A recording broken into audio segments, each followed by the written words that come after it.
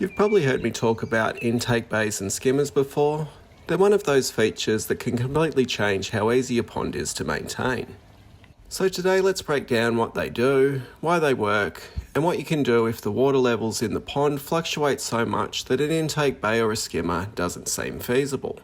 But if you don't know me, my name is Kev, and the aim of my channel is to help people build and maintain a pond without spending a fortune. If that sounds like something that interests you, you might like to subscribe and visit ozponds.com. So an intake bay is a supersized skimmer, and a skimmer is a filter box that uses the pull of the pond pump to pull in debris. If you haven't seen one in a pond, you would have seen them in pools.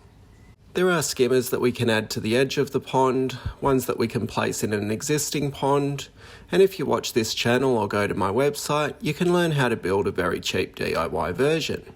But the idea is always the same. The water's pulled through the skimmer and then sent to a biological filter.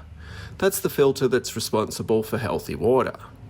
And if you don't know about biological filters, I've made plenty of videos that talk about them. There's also dedicated articles and plans on how to make one over on Ozponds.com.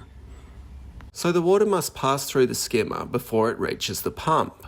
This reduces maintenance because the design of the skimmer, whether DIY or otherwise, will stop large debris from reaching and clogging up the pump. If you've ever placed the pump in the bottom of your pond, you know how often it gets clogged. So skimmers are great at reducing maintenance, but they can have a few drawbacks. They're well known for trapping small fish or other animals, often if the current's too strong and they can't escape. So they are quite small and compact. The sponges and baskets are small, and that means that they still need some maintenance. Usually once a week is fine. The sponges need to be rinsed so they don't clog, and if there's a basket, that's going to need to be emptied. An intake bay is much larger, but it works on the same principle. The water is filtered before it reaches the pumps. An intake bay is also custom built to the pond, and that means that we can design it in a way that suits the types of animals or even the use of the pond. As a bonus, it looks nice and natural. There's diagrams to different designs of intake bays and skimmers inside my Ponds Formulas blueprint, which is available at ozponds.com. The guide outlines how I design my ponds, the aim being that they're cheaper to build and easier to maintain. The guide has been used to build duck ponds, fish ponds, swim ponds, and convert pools to ponds. It's been used all over the world, and I love seeing what it helps people create. So to set up a skimmer or an intake bay, we need to create a current on the surface of the pond. To do this, we create a narrow and shallow opening into the skimmer or the intake bay. How narrow and wide that is will depend on the flow rates of the pumps. We need to make sure that the water isn't pumped out of the intake bay quicker than it's pulled in. If that happens, the intake bay will empty and the pumps will run dry. This is very bad. I was taught to create a void space that accommodates 1 minute's worth of water inside the intake bay. Over the top of this void, we can have rock and pebble, even sponges if you choose. The rock, pebble or sponges can provide some biological filtration, but the main goal is pre-filtering the water to prevent that larger solid material clogging the pump or pumps. If the rock is too small and the pump is too strong, this might easily clog.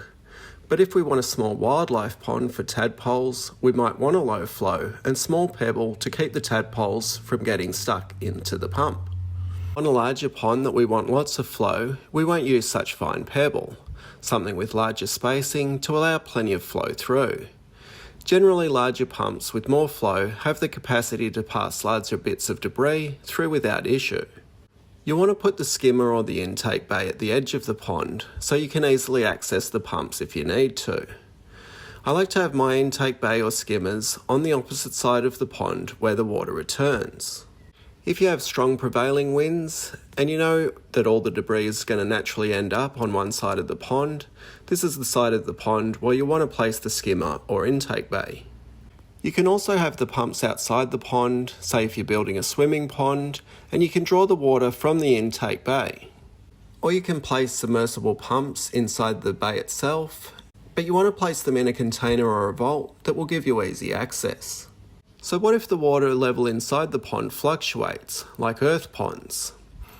I have a few ideas. We still want the main principles of narrow and shallow openings. So we could create a choke point and create some kind of structure that we could dam up. We would need the dam part to be removable in sections, so that as the water level drops, we remove a section, allowing the water to still flow through. It drops some more and we remove another section. Another idea is maybe we could use a piece of liner or geotextile at the choke point. We attach some type of floating device to it, and now it acts like the weir door on a skimmer. These are just thoughts. I've not built any of these. I just got asked about it recently.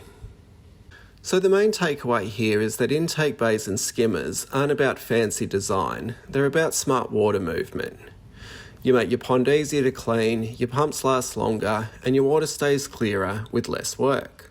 And once you understand the concept, you can scale it for any pond, from a little 500 litre courtyard pond to a massive natural pond with fish and plants. If you'd like to see how I design and build my low maintenance ponds, you might like to watch the video on the screen next. Thanks for watching. See ya.